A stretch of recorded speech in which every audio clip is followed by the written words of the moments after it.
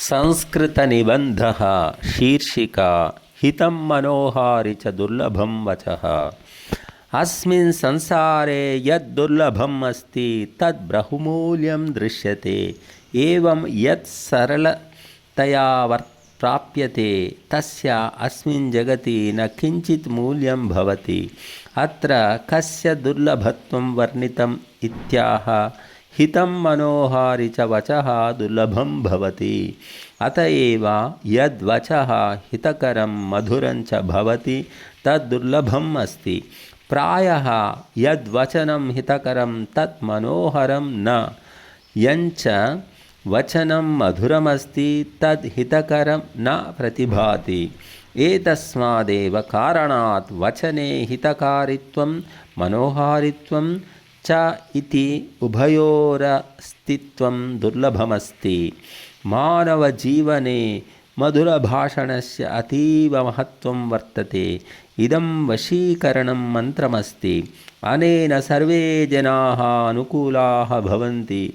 मधुरभाषिणां जनानां सर्वत्र आदरो भवति। तेषां व्यक्तित्वं सदा समुज्ज्वलं प्रतिभाति। एतादृशानां जनानां बहूनि मित्राणि भवन्ति।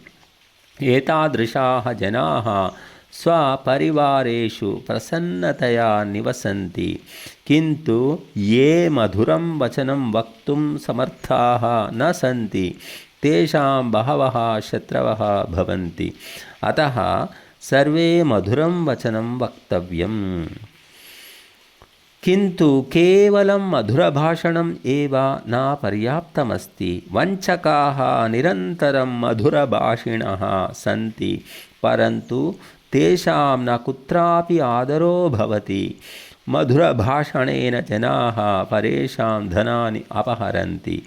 कल्याणं तु केवलं मधुरभाषणे न वर्तते, अपि तु यस्मिन् भाषणे माधुर्यं हितकारित्वं च वर्तते तस्मिन्नेव भाषणे मानवानां कल्याणं भवति।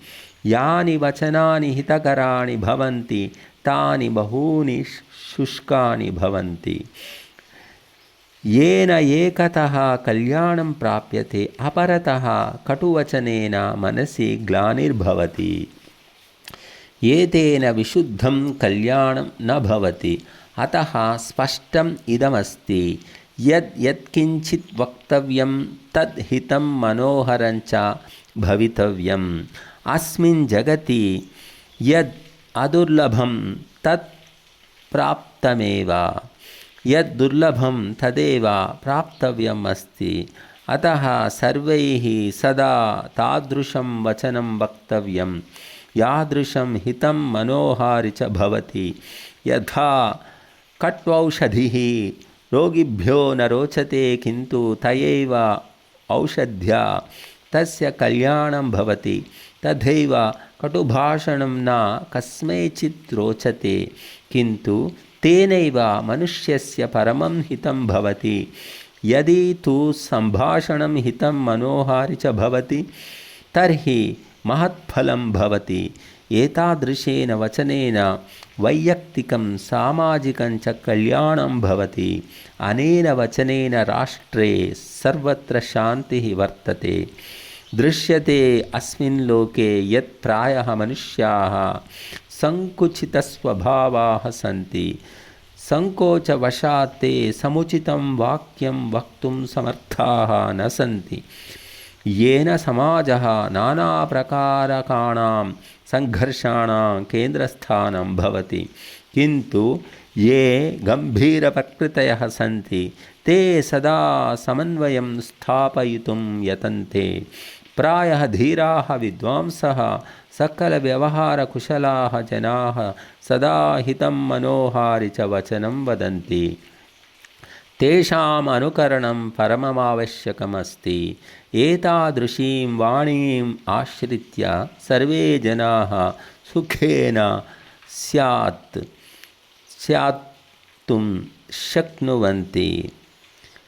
उक्तञ्च केनचित् कविना वचनस्य महत्त्वं यत् प्रियं तद्धितं नास्ति यद्धितं नास्ति तत्प्रियं दृश्यते दुर्लभं लोके प्रियं हितकरं वचः।